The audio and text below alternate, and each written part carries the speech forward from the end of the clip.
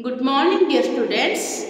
Last class we studied about bond parameters and hydrogen bonding.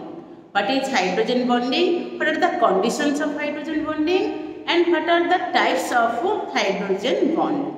And here we are going to discuss about the influence of hydrogen bonding or the effect of hydrogen bonding. Okay, so influence of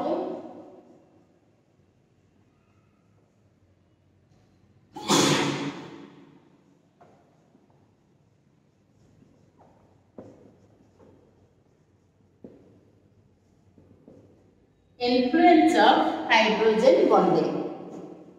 So first, due to hydrogen bonding, some substances, some covalent compounds are soluble in water.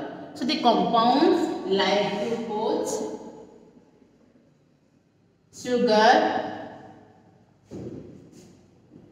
alcohol, carboxylic acids, etc.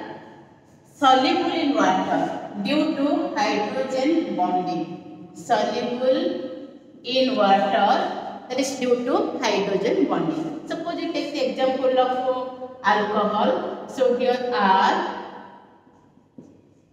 alcohol is ROH represented as, and water HOH. And again another alcohol, suppose ROH is here. So in this way there exists hydrogen bonding between alcohol HOH. So in this way, this is the covalent bond. So there exists force of attraction between this. So in this way, these are soluble in water. Okay, so alcohols are soluble in water due to hydrogen bonding. Similarly, due to a hydrogen bonding, molecular association takes place. And some molecules like water, HF exist as liquid. So when we consider about the hydrides of group 16 elements, that is H2O, H2S, H2Se and H2Te, among them all these are gases. All these are gases while water is a liquid. So this is a liquid at room temperature while all other are gases. So why this?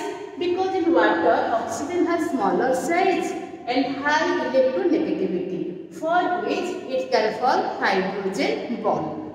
So water can form hydrogen bond HOH, HOH, HOH, HOH like this water molecule. So due to hydrogen bonding, represented as dotted line, due to hydrogen bonding, the molecular association takes place. The molecules move closer to each other. In this way, this is liquid. But in sulfur, due to its larger size and less electronegativity, the no hydrogen bonding takes place. In this way, it exists as discrete molecules, so moves freely. In this way, this is a gas at room temperature, while water is a liquid at room temperature. Same is also for when we consider the hydroacids of halogens. Like if we consider about hydrofluoric acid, HF and HCl. So H-fluorine due to smaller size and high electronegativity value, this fluorine HF can form hydrogen bond. So it is a liquid at room temperature, while HCl is a gas at room temperature. Okay, so actually HCl is a gas in the laboratory. If you find that HCl is in liquid form, that is a dissolved form of hydrochloric acid. So actually HCl is a gas at room temperature, while HF is a liquid at room temperature. And due to this molecular association also, it has higher boiling point than that of HCl. HF has higher boiling point than HCl. Water has higher boiling point than that of water has higher boiling point than that of hydrogen sulfide. Similarly, HF has higher boiling point than that of hydrochloric acid. Next, so bonding, some substances like acetic acid, formic acid, the carboxylic acids, they exist as dimer in non-aqueous form. So in aqueous form, they undergo dissociation to form ions, but in non-aqueous medium, generally they exist as dimers. R, C, double bond O, O, H, and another, suppose we consider your H, O, C, double bond O, R. This is the formula of carboxylic acid. So there exists hydrogen bonding between this and this. So for which the carboxylic acid exists as a dimer. And due to hydrogen bonding, water has highest density at 4 degrees Celsius, and water has higher density than that of ice, or ice has less density or more volume than that of water. So for which ice floats on water. So in solid state, the one water molecule is surrounded by 4 other water molecules through hydrogen bonding. One water molecule, suppose H, O, H is there. This is surrounded by 4 other water molecules tetrahedrally, and for which there is a cage-like structure. So due to the formation of this large gap in between them, it has higher volume than that of water, or the density of ice is less than that of water. In this way, ice floats on water.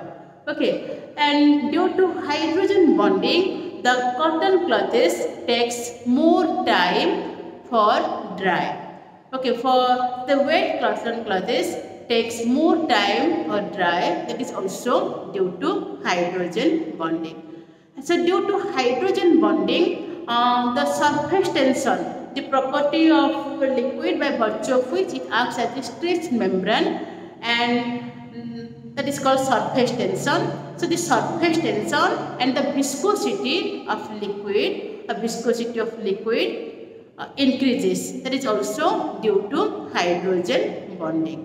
So these are some common applications or effects of hydrogen bonding. But generally this effect is more they are exhibited by intermolecular hydrogen bonding, but not by intramolecular hydrogen bonding. Okay. Next, note down these following points. So first, note down these points. Due to hydrogen bonding, various covalent compounds such as alcohols, carboxylic acids, etc. are soluble in water. Due to hydrogen bonding, molecular association takes place, molecules come closer and takes place. Hence, melting point and boiling point of substances increases. So, water has higher boiling point than H2S. HF has higher boiling point than HCl, or this exists as liquid. This is a gas, H2S is a gas, HF is a liquid, while HCl is a gas. That is also due to hydrogen bonding. So, due to hydrogen bonding, carboxylic acids exist as a dimer in non-aqueous medium. So first note down these points.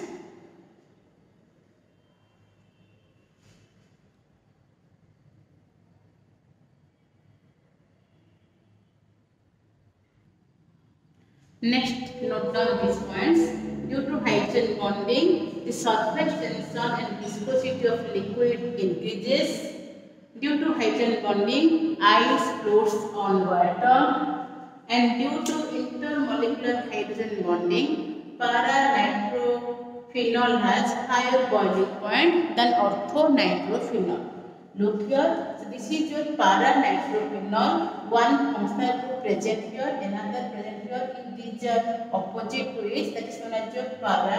So about the para-nitrophenol and ortho, what is the para-nitro, what is ortho-nitro? That will we discuss and later in organic. But remember, this compound is para-nitrophenol when these functional groups are opposite to each other, OH and NO2. These are known as para-nitrophenol, and when OH group is present adjacent position to this nitro group, that is known as orthonitrophenol. This is ortho. In orthonitrophenol, intramolecular hydrogen bonding takes place. So for which no molecular association takes place. This is the cyclization takes place. This is your orthonitrophenol in which only the cyclization takes place and it exists as individual molecule. But here in para-nitrophenol there is NO2 group and then this is OH group. So between this OH group of one para-nitrophenol make hydrogen bond with NO2 group of another para-nitrophenol. In this way, hydrogen bonding takes place. So, due to hydrogen bonding, the molecular association takes place. As the molecular association takes place, it has a higher boiling point than that of this. It has a higher boiling point than that of this. In this, this is collected by steam volatilization method. So, these are the different processes. These two are separated by steam volatile method. This is generally steam volatile because its boiling point is less than that of this. Its boiling point of orthonitrophenol is less than that of para-nitrophenol. Because in para-nitrophenol, intermolecular hydrogen bonding takes place and here intramolecular hydrogen bonding takes place. So these are some common applications of hydrogen bonding. Now let us discuss some questions based on chemical bonding. So first, explain why ice floats on water. So in ice, one water molecule surrounded by tetrahedrally by 4 other molecules. Look here. So this is suppose we consider about one water molecule HOH. So one side one, this side one, so this side one, and this side also one combines with another water molecule HOH like this. So one water molecule surrounded by 4 other water molecules tetrahedrally. In this way, one oxygen atom is bonded with 4 other hydrogen atoms. Everywhere one oxygen atom bonded with 4 other hydrogen atoms. 2 with covalent bond and 2 with hydrogen bonding. So due to which there exists a case-like structure for which large space is there in which air remains. So large space is there. So due to this large space, its volume increases, density decreases, hence ice floats on water. Okay. So while H2 is a liquid, while H2 is a gas at room temperature. Same question may appear, same question may asked. Why HF is a liquid, while HCl is a gas at room temperature? Answer is same. But oxygen, due to its smaller atomic size and high electronegativity, water molecule form hydrogen bond for which molecular association takes place. And molecules come closer to each other. As a result, the intermolecular force of attraction increases. As a result, water exists as a liquid. While sulfur, due to its larger size and less electronegativity, the H2S molecule do not form hydrogen bond. So the molecule do not come closer to each other. The intermolecular force of attraction less. Hence, that exists as a gas. So here, the intermolecular force of attraction, bond molecules as a result liquid and the other come closer to each other. That means the intermolecular force of attraction in water is more than that of H2S. Same is the case for HF. In hydrogen fluoride, the HF, the intermolecular force of attraction is more due to hydrogen bonding, for which H2O is a liquid while H2S is a gas at room temperature. So note down this answer.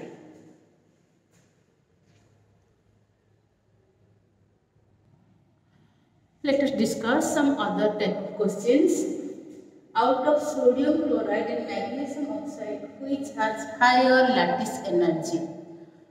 So between sodium chloride and magnesium oxide. Magnesium oxide has higher lattice energy. So the answer is magnesium oxide. So why it is so? Because lattice energy depends on two factors, size of cations and another charge of cations and anions. So higher is the charge of cations, more is its lattice energy. In this way, Na plus has 1 unit positive charge, Na plus Cl minus both have 1 unit of positive charge, while in magnesium oxide, the magnesium and oxygen both have 2 units of positive charge.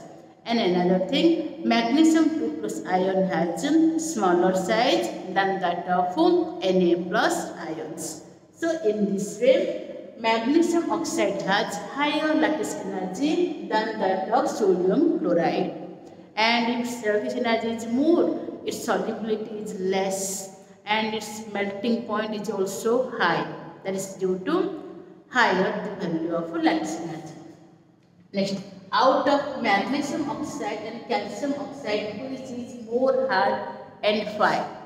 Between magnesium oxide and calcium oxide, if we compare, then also magnesium oxide is more hard. So this hardness again depends on the lattice energy. So when the ions come, different opposite charged ions come closer to each other, so that they are very close to each other, so that they are not separated easily. That's it. So between MgO and CaO, magnesium oxide is more hard because of its high value of lattice energy. And its lattice energy is high, that is also due to smaller size of Mg2 plus ion. So due to smaller size of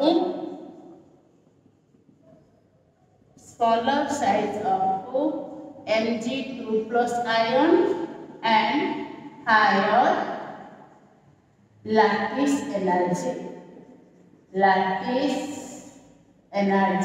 magnesium oxide has magnesium oxide is more hard than that of calcium oxide. Next, come to question number 3. Is CaF2 a linear or band or neither of the two? Justify. You know, when you consider about the beryllium chloride or beryllium fluoride, generally beryllium chloride BeCl2, this is a covalent molecule. This is a covalent molecule, and here the beryllium atom undergo sp hybridization, and this is linear in nature, bond angle 180 degree. But CaF2, this is neither linear nor bent, because CaF2 is ionic compound, and ionic compounds are non-directional in nature. Okay, so the answer of 3 is CaF2 is ionic. So, and the ionic bond are non-directional, hence neither linear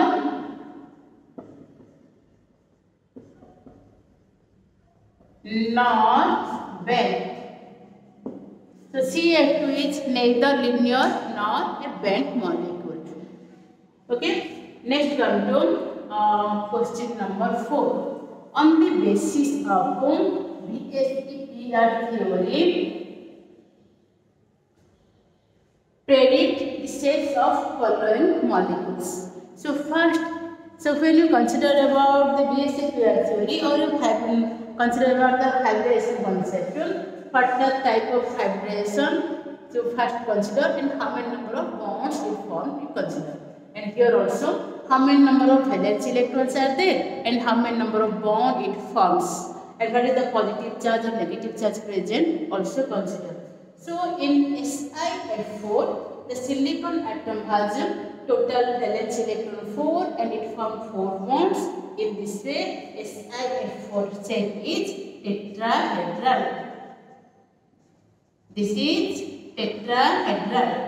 Next come to NH2 minus ion. So nitrogen has 5 valence electron and it has one negative charge. That is total number of valence electron. Now it becomes 6, but it forms 2 bonds. So 2 bonds it forms. So total valence electron becomes here 6 bond pair.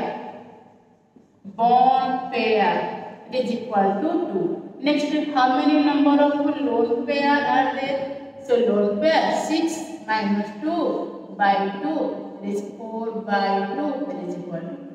So in NH2 minus there are 2 lone pair and 2 bond pair. Hence, structure of NH2 minus is bent. So it has structure bent, or we can say V shape, angular, bent or V shape. Next come to NH4 plus. In NH4 plus, nitrogen has valence electron 5, one positive charge is there. So in this positive charge, then you subtract it. So that is 4 and number of bond is also formed 4. In this way, total number of valence electron if we consider, so it has the similar structure as that of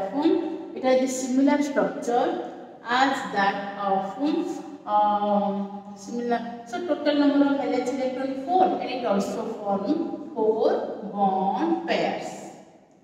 So as it forms 4 bond pair, valence electron becomes 4 and also forms 4 bond pair. In this way, its structure is tetrahedral.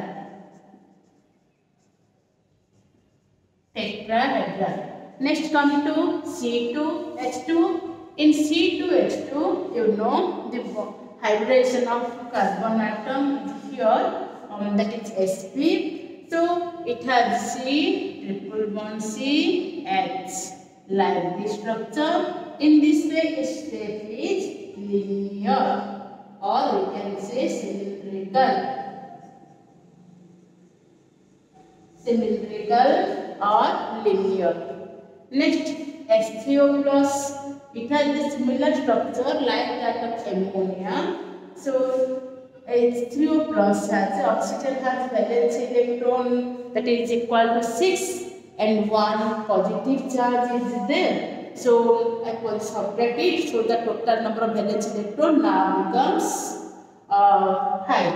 So among the 5 valence electrons, so total valence of 6 plus, so 6 minus 1 that is equal to 5, and bond pair that is equal to 3. So because 3 bond, and lone pair that is 5 minus 3 by 2 by 2 1. The total electron pair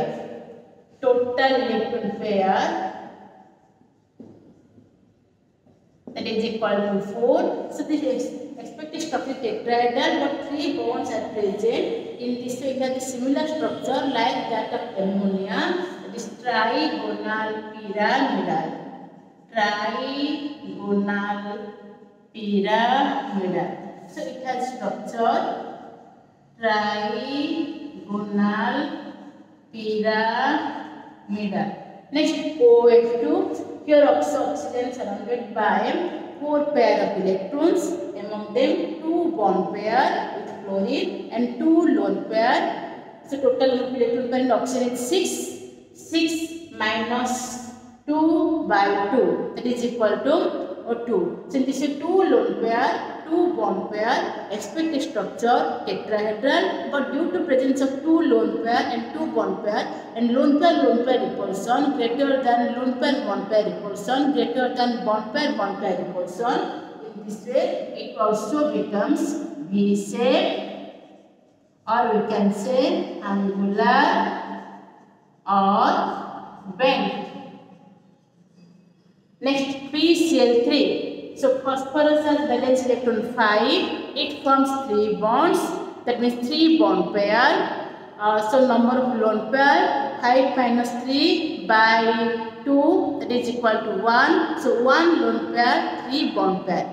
Total number of electron pair 4. Expected structure is tetrahedral, but due to presence of 3 lone pair and 1 bond pair, and again due to presence of 3 bond pair 1 lone pair, due to presence of 3 bond pair 1 lone pair, and lone pair bond pair repulsion greater than bond pair repulsion, its structure is distorted and it becomes again that is trigonal pyramidal. Trigonal pyramidal. Next, PF5. Phosphorus has valence electron 5 and it forms 5 bond pairs with 5 fluorine atoms. Hence, the expected structure is trigonal bipyramidal. This is trigonal pyramidal and that one trigonal bipyramidal. So, the structure is trigonal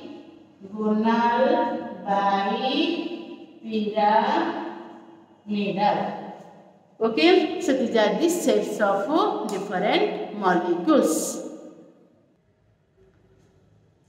What is the order of CH bond length do you expect in C2H6, C2H4, C2H2 and 5? So, in C2H6, the carbon atom is sp3 hybridized, C2H4 sp2 hybridized, C2H2 sp hybridized. So if here the p character is 75, s character is 25, s character is here 33 and p character 66, and here s and p both are 50-50 character. So in this way, more is the p character, more is the elongated is the bond. More is the s character, shorter is the bond. In this way, the sp hybrid orbitals are shorter and bulkier, and sp3 hybrid orbitals, these are elongated. So when hydrogen overlap with these hybrid orbitals, as these orbitals have more elongated, these orbitals are more elongated. In this way, bond length in this case is more than that of this, than that of this. So this depends on the percentage of p character. More is the percentage of p character, more is the bond length. So in this way, sp3. So here CH bond length in C2H6 is more than CH bond length in C2H4, then CH bond length in C2H2. Why this so? This is due to percentage of p character. Percentage of p character. So more is the percentage of p character, more is the length of bond. Bond length is more. Okay. So more is the percentage of p character, more is the length of the bond. Okay, so longer is the bond. Next, which bond do you expect to be stronger in each of the following cases and why? When we consider about HH and ClCl, this is present in first period, and this chlorine atom is present in third period. And it has s orbital, SS overlapping, and it has PP overlapping. So here SS and here PP overlapping takes place. So as SS overlapping, as PP overlapping takes place, this has smaller bond length, HH is smaller than that of Cl. So smaller is the bond length, more is the bond energy. The smaller is the bond length, more is the bond energy. So in this way, HH bond energy is more than that of ClCl. HH bond energy is more than that of ClCl. Next come to O2 and N2.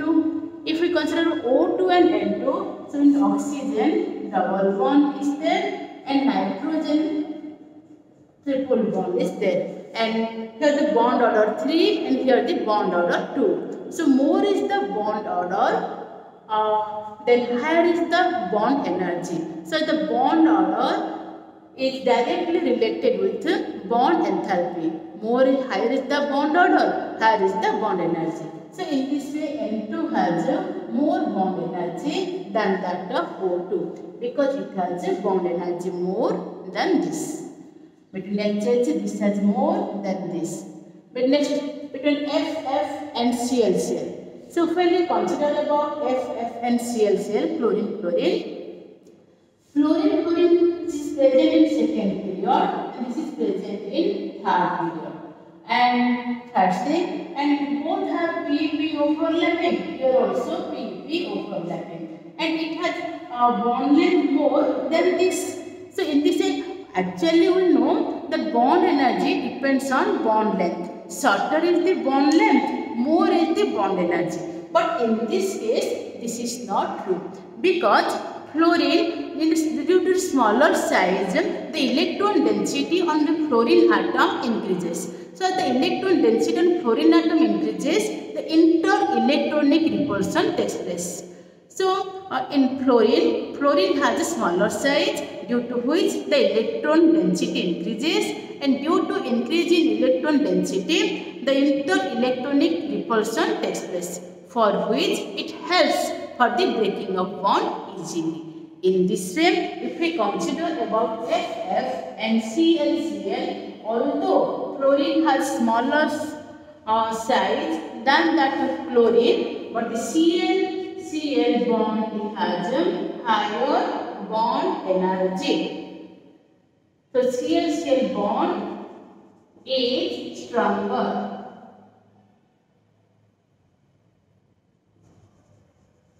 ClCl bond is stronger, although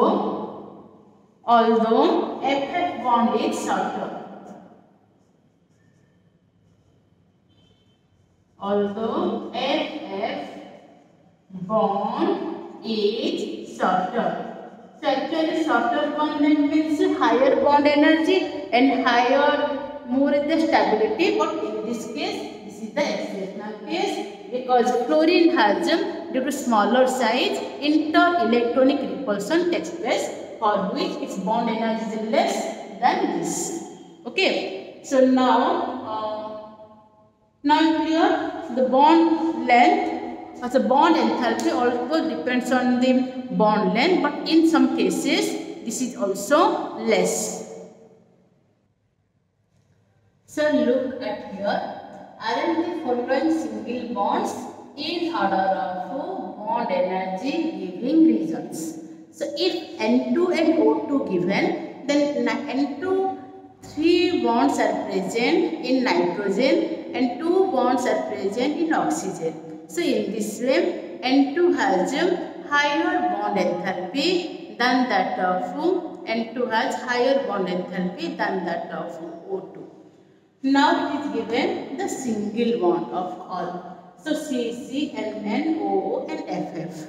So we know when we move from left to right in periodic table, left to right, when we move from left to right in periodic table, their atomic size decreases. So as the atomic size decreases, then the bond length also decreases. As the bond length decreases, then bond enthalpy increases in general. But for this second period elements, this is not true because they have a very smaller size. So due to smaller size, their inter-electronic repulsion takes place, which is helpful for the breaking of bond. So although in all cases, the atomic size although decreases from carbon to fluorine, but the inter-electronic repulsion also increases from fluorine to carbon. Inter-electronic repulsion also increases from fluorine to carbon. In this way, bond breaking takes place easily. So for which the carbon-carbon single bond has highest bond enthalpy than that of nitrogen-nitrogen, than that of oxygen-oxygen, than that of fluorine-fluorine. So the decreasing order of bond enthalpy is CC, then NN, then OO and FF. So due to this highest bond enthalpy value, carbon show the catenation property. Okay, so due to highest bond enthalpy value, carbon show the property, carbon show the catenation property, catenation property. That is pure. So actually this should be more for fluorine, but due to interelectronic repulsion that decreases. Arrange the following in order of decreasing bond angles. So in this way, if bond angles given, then determine, then look at which element undergo, what is the shape of different molecules, what is the type of hybridization, or according to VSE pair theory, determine what is the shape of molecules, and whether the central atom is more electronegative or less electronegative, then you can determine what is the bond angles. So look here, CH4 tetrahedral bond angle 109 degree 28 minutes. In ammonia, although the nitrogen atom is sp3 hybridized, but due to presence of one lone pair and 3 bond pair, its bond angle 107 degree. And water, oxygen here also undergo sp3 hybridization, but here 2 lone pair and 2 bond pair, again its bond angle decreases, it becomes 104.5 degree. And BDF3, here the atom is sp2 hybridized, as it is sp2 hybridized, here the bond angle is 120 degree. And in C2H2, the carbon atom is sp hybridized. So as it is sp hybridized, the bond angle is 180 degree. So given are the following in the decreasing order of bond angles, it is the highest bond angle in C2H2, that is acetylene, then BF3 boron trifluoride, then CH4, then NH3, then H2O. So in this way you can determine. So whenever you solve some questions of this chemical bonding, so first thing logically, first thing, what are the factors for the formation of bond, what is the shape of molecules, what is the bond order, what is the bond angle. So all things you have to think logically and then answer. Okay, so this is all about chemical bonding.